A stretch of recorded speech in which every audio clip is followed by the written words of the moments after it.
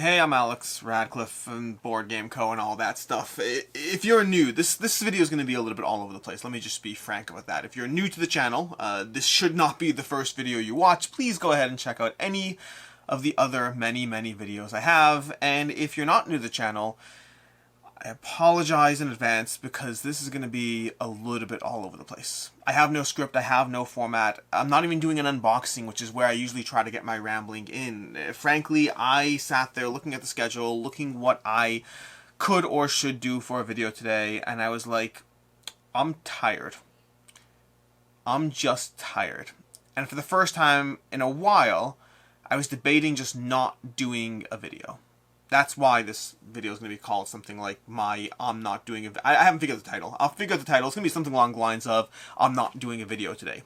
But this is me not doing a video today. This is me talking to you instead because honestly I find it relaxing. I find it cathartic. Is that the right word? I think cathartic is the right word. For context, I have multiple videos in the backlog. I could have easily just not done this video right now and thrown one of the, 5 or 6 videos I have. I think I have like 7 or 8 videos that are pending and just thrown one of those into the mix.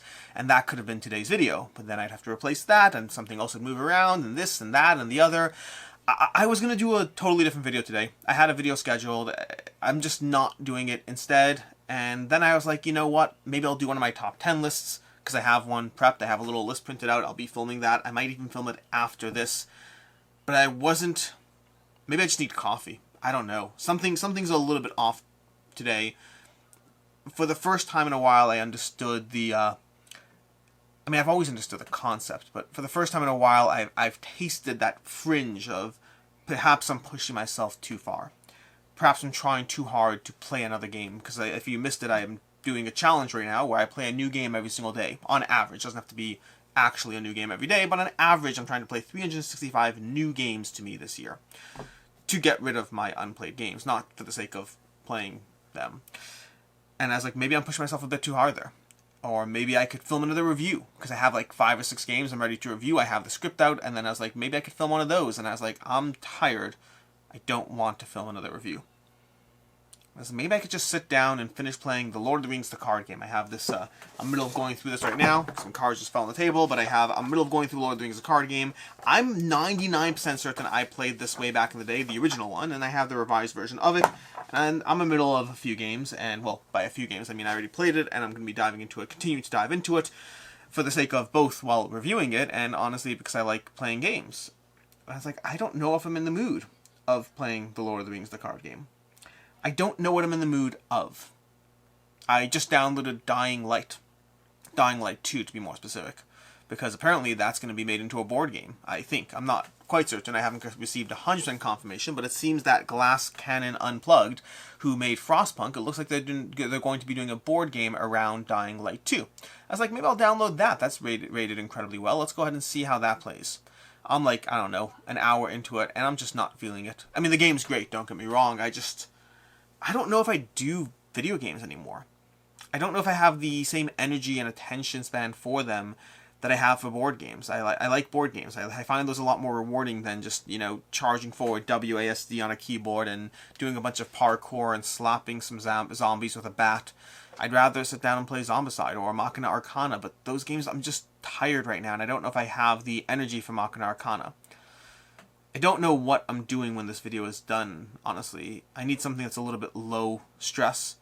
I'd probably read a book if I had one right now. I think that's good. I probably should read a book.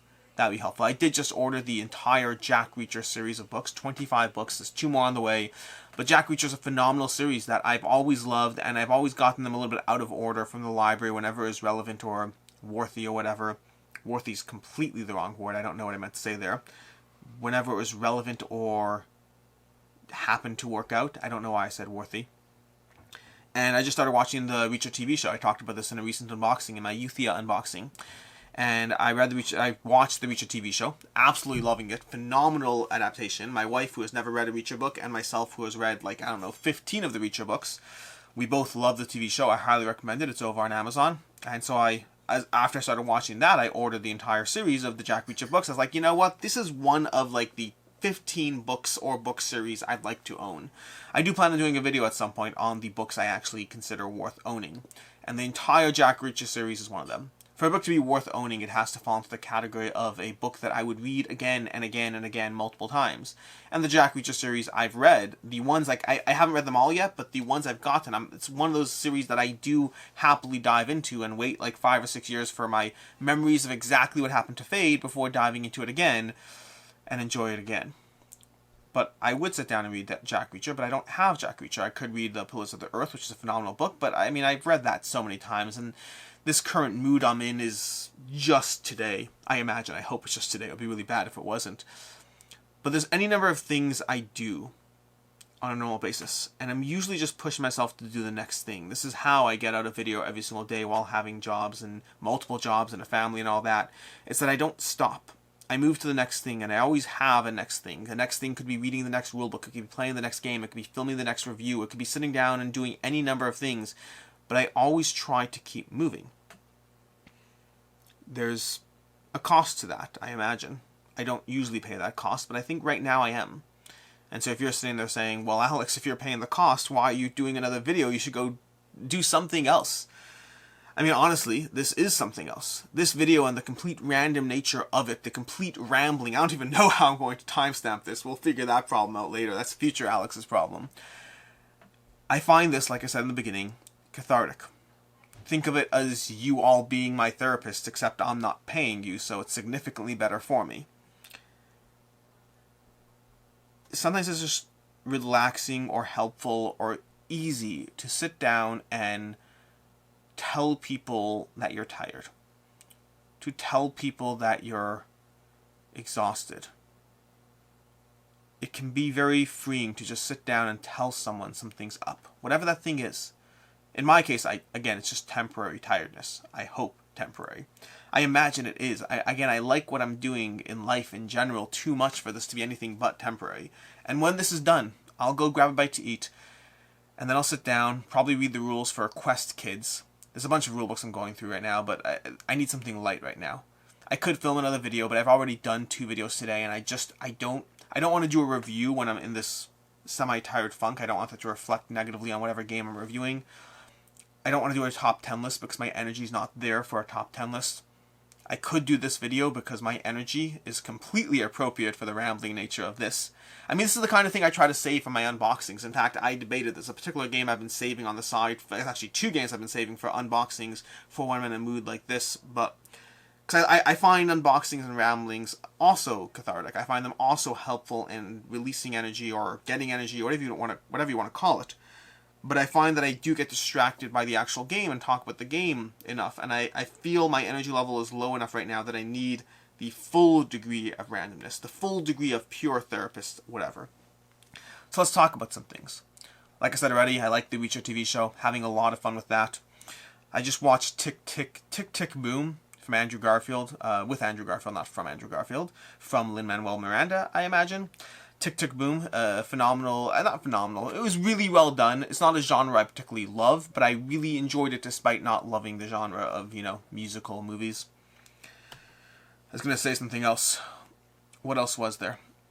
I'm watching Reacher. I watched Tick, Tick, Boom. There was something else. I played Dying Light. Again, that's just research for a board game. If it is a board game, we'll see. But there was something else I was going to say a minute ago. I mean, I've played a few games today already. I played a game I can't talk about yet. I've played several games I can talk about. I might dive into Lord of the Rings, the card game, when I'm done. I don't really know. I'm just tired. That's all. There was something I was going to say. This is going to drive me nuts. 2 minutes ago, while I was talking about Reacher, there was something I was going to say. I'm going to Toronto this weekend. That'll be fun. I like spending time with my family. I'll grab some rule books, read those along the way. Again, you've always got to multitask. You always got to get things done. I need a vacation, although I just had a vacation. So maybe it's that I had a vacation and I realized what freedom tasted like and I need to go back to that. Maybe. Or maybe I just need coffee and some food. That's possible too. This is going to bother me so much. What was I going to say? Was it about a board game? Was it about a book? Was it about a rule book? What in the world was I going to say 2 minutes ago? TV shows I'm watching? There's not a lot of TV shows. It's usually background stuff only. I mean, I do have some things that I found out, but I'm saving them for the week in review, so maybe, do I talk about it here? I don't know. I mean, I like having news bits in the week in review, so no, maybe I won't talk about it here. I guess I'll say it here briefly. I'll talk about it in the week in review, too. They're making a Bioshock movie, apparently. Netflix is making a Bioshock movie. I have low hopes for it, because Bioshock is Bioshock, speaking of video games, is one of the best video games I've ever played, and I just can't imagine that a movie holds up. I can't imagine a movie holds up because, I mean, maybe it will, but I'd rather expect nothing. Like with the Reacher TV show, because the movies were only okay, I expected the TV show to only be okay, just because it's safer that way. You don't let yourself get let down. And then the other thing was Star Trek 4. Star Trek 4, J.J. Abrams, they're making another Star Trek 4. They just announced this, not another Star Trek 4, they're making another Star Trek, which will be Star Trek 4. And that's also something I'm very excited about. I particularly enjoyed 1, 2, and 3. 1 and 2 more than 3, but 3 was fun to watch. But I'm looking forward to having Chris Pine and the crew return. Although we won't see Chekhov, unfortunately. Chekhov passed away, in case you didn't know. Oh, that's what I was going to say. I was going to talk about Spider-Man. That's what I was going to talk about. I was going to talk about Spider-Man, not the new one. So in case if you don't want any Spider-Man spoilers, skip this entire segment to the next timestamp, assuming I timestamp. We'll see. But Spider-Man. So I've been going through the Spider-Man movies. Let's talk about that. Because, again, this is just going to be all over the place. But in preparation for watching No Way Home, which I have not watched, so I cannot spoil it for you, but I have watched every single other Spider-Man, so I can spoil those for you if you want. But basically, I've been watching the entire Spider-Man series with somebody who has not watched, with Shira from Quacklope, who has not watched the Spider-Man series. So Jesse and I, and myself and my wife, have been sitting down and watching through the Spider-Man series. One movie a week, basically, just slowly knocking it out. It's been going on for the past several weeks.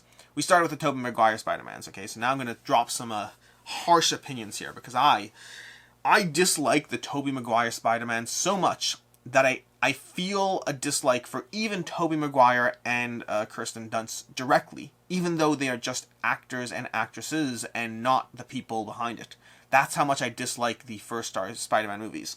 Spider-Man 1, it has Tobey Maguire, obviously, as Spider-Man, who I found to be whiny and annoying and just irritating on all kinds of levels. And that's before we even get to the third movie where he becomes Venom and escalates the annoyingness to no end. Meanwhile, Kirsten Dunst is a lying, cheating, horrible human being of a person that the narrative presents as, oh, look at, Peter and MJ, look at them, they're so romantic and delightful. Meanwhile, MJ's just a horrible person who cheats on her boyfriends on a regular basis because she has these whims of kissing superheroes. It's ridiculous and toxic, and I do not appreciate it one bit. I don't like the presentation. I'm not going to say I don't like the actors and actresses. I don't like the presentation of the characters that they each brought to the table, and I find that it was even more annoying or frustrating just to consider the relationship dynamics at work. So I did not like the first Spider-Man. That problem gets worse in Spider-Man 2. Now, by the way, Green Goblin, William Dafoe, he's delightful. Harry, I like Franco, what's his name? Something Franco. Why am I blanking his name? The Franco guy.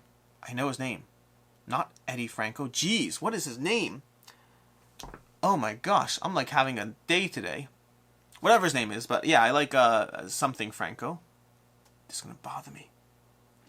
I like him.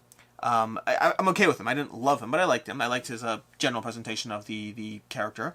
Anyone else in the first movie? I can't remember who else was there. But it was fine for the most part. I just didn't like the main characters that you're supposed to like. Then we go to Spider-Man 2, where I love Doc Ock. Okay, I love Doc Ock. Very huge fan of Doc Ock over there. Alfred Molina, I want to say. Yeah, that's the one. And really enjoyed his presentation and his character. I like Aunt May, all that stuff. But Spider-Man 2 is my favorite of the first three Spider-Mans. But I still despised the characters. Like the Peter and MJ, absolutely despised them. Then we get Spider-Man 3, which Spider-Man 3 was the best rewatch from them, possibly because I think it's one that I've only watched once, so it was the freshest to me, as opposed to the others I had watched several times. And if you're like, well, Alex, why are you watching Spider-Man movies that you disliked? Well, this was back in the day when we didn't have better superhero movies, so they were still something cool to see. But then we get to the third Spider-Man. The third Spider-Man basically is, again, not the best one in the series for me, but it was the most fun to rewatch because I'd only watched it once before. The action had upped the notch a bit. There was a little bit too much going on in terms of the number of villains they threw into the mix and the lack of a cohesive real story and just some weird stuff going on. And again, I still despise the characters, especially when Peter becomes the whole Venom thing. It's absolutely bizarre. It's one of the most bizarre sequences I've ever seen in a movie and completely off-putting. It would be worse if it wasn't for the fact that I already despised him as a character, so who really cares? Again, I despise the first, I didn't despise the movies. The movies themselves were actually fun to watch. I despised the specific main characters and enjoyed the rest of the movie around them.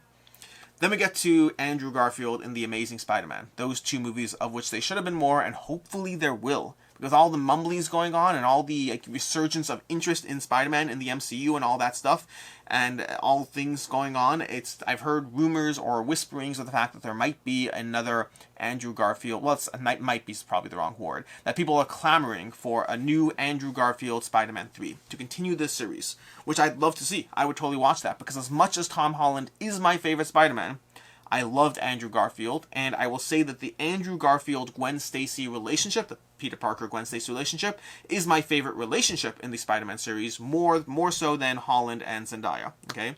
So while I like Holland as the best presentation of Spider-Man, I thought Andrew Garfield was fantastic, and I like their relationship the best. Although, spoilers, that's not going to go anywhere. So yeah, Amazing Spider-Man. I really enjoyed watching The Amazing Spider-Man. I really, really liked it. I loved Andrew Garfield. I loved Gwen Stacy. What's her name? The actress, Emma Stone. Emma Stone. Loved their chemistry. Loved their dynamic. All the Spider-Man couples, by the way, have gone through periods where they dated in real life. Two of them have since gone bye-bye. Tom Holland and Zendaya are still together, so yay them. But, I mean, stats are stats, so good luck. But we have Andrew Garfield and Emma Stone.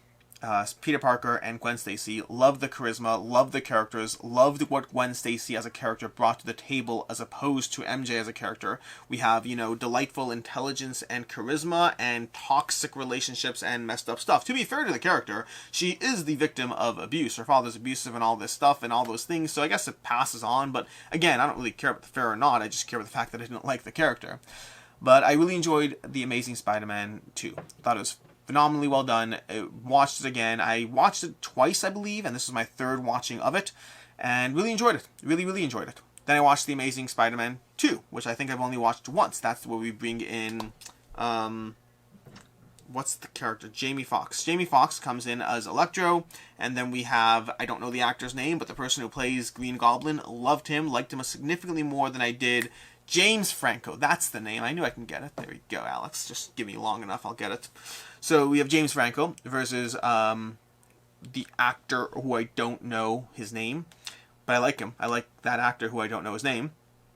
And then we had one more. Oh, I guess we technically had Rhino, but very, very briefly. I mean, phenomenal actor, whose name I don't remember either, but he's a really famous actor. Paul Giamatti? I think Paul Giamatti was Rhino, right? I'm correct about that. I think I'm correct about that. And we have the taste and the teasing of a future series of the Sinister Six all getting together, and that would be fun and delightful, but it never really happened. The entire Spider-Man series kind of got cancelled again after that, only to be finally rebooted within the MCU with Tom Holland. That's what we're up to right now. We're about to restart the next Tom Holland series to dive into 1 and 2, and then finally No Way Home when it eventually hits DVD-ishness. Didn't bother seeing it in theaters. Probably should have in hindsight, because there are a few things that were spoiled for me by being on the internet. It's nothing crazy, but and things I assumed based on even before it was out officially, but still had stuff spoiled. But I guess that's my little summary of the Spider-Man movies. Despise Tobey Maguire and Kirsten Dunst. As people, I'm sure they're nice. It's hard for me to not carry it over how much I dislike the characters.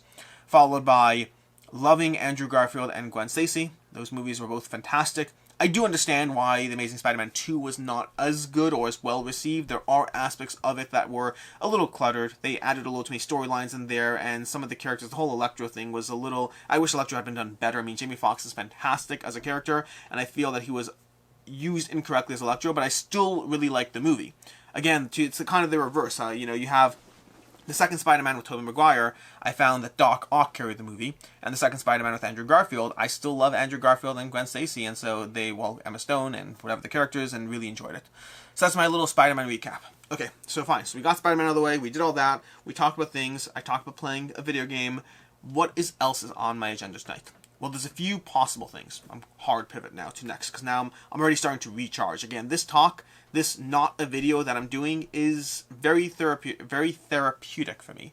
I don't often do these. I usually disguise these as the unboxings when I get to ramble on about whatever, but this is helpful. So first of all, for all those who made it this far, thank you. I really appreciate it. I mean, honestly, you didn't need to. Genuinely, I found this therapeutic talking to a camera. Yesterday. By the time you watch this, it's yesterday. My problems are over. We're good to go. So I guess you didn't need to make it this far, but again, I just like the process. I mean, that's why therapists sit there and say, "Oh, and how do you feel about that? And how do you feel about that?" They're meant to give those leading questions. I mean, it's more than how do you feel about that, but it's meant to be a leading process of sometimes you just need to talk things out. Have you ever heard of developer duck? Developer duck is the concept that a developer, someone who's coding or whatnot, will put a duck on the table with them, because sometimes just talking through the problem helps you get to a resolution. This is true in code, it's true in life, it's true in your feelings and your thoughts. If you are someone who needs actual help, do not rely on this on its own. To, speak to an actual therapist, but it is a good starting point no matter who you are. Right now, you, the camera, and the audience tomorrow, are developer duck for me. You're allowing me to talk through things and just slowly ease out. And by the way, developer duck, the idea that happens, like it happens all the time to me, is like I'll be sitting there with a coding problem that I'm trying to figure out, and then I'll go to my friend and I'll be like, so this is what's happening, this is what's happening, I can't do this, I can't do that. But then, if I do this, it'll solve that. Oh no, and if I try that, and the process of talking through the problem, you'll come up with a solution. Because again, you just need to talk it out. So if you tell the duck, then you could figure out your problems. That's why I have Jesse around. Because he is not actually that useful, but I tell the duck my problems and things get better. That's actually funny. I'll send this clip to Jesse. In any case, so what else is on my radar after this? So after this, I might play Lord of the Rings, the card game. I might dive into that. I may dive into Cartographers Heroes. I've played Cartographers extensively. I've never played Cartographers Heroes. I might dive into that solo. That'd be nice. I might read the rules for Quest Kids. I might film a video. Like I said already, I'm going away for the weekend. I have most of my videos already done for the weekend, so I'm pretty much prepped, but I like not coming back and then having to deal with like 4 things that I didn't get to. I like being able to just knock things out. I've already played my new game of the day. In fact, I'm like 17 games ahead of my new game of the day, so I'm doing fine there. Although again, I'm mostly knocking out all the small and easy stuff. Things are going to get really hard with that challenge sooner rather than later. But hey, 17 games ahead is a good thing there. I have Vigilante I want to play. I have Legendary, Marvel Legendary I want to play. Not Marvel Champions. Marvel Champions is fantastic. Marvel Legendary I'm knocking out again to give it a shot. There are a few things out there that I can review, but again, I'm holding off on reviews till tomorrow. I need to mentally refresh before I review. You don't want to walk into a review with any form of just blandness. And that's what I have. I have a degree of blandness. It's been a good day, don't get me wrong. I've gotten a lot done. I just found myself, for the first time in a long time, looking at all the options on the table and not wanting to do any of them. And so I did this video instead. I talked through how my day's been, talked through some of the options on the table, some of the things I'm looking at, considering doing, and all that stuff. I need to clean up this room, by the way. That's another thing. I have too many games piling up. I'll go through games, and then I'll put them down in piles and mean to get to them, and I haven't gotten to them. I think I'm going to call this a wrap. I've gone on for long enough. I've rambled enough. Some degree of coherentness, but mostly, I think the first half was more of a crazy all over the place. And then I launched into like some Spiderman stuff that was completely unnecessary. But hey, it did the job. I'm going to go get a bite to eat. And then I'm going to come back and probably film another video.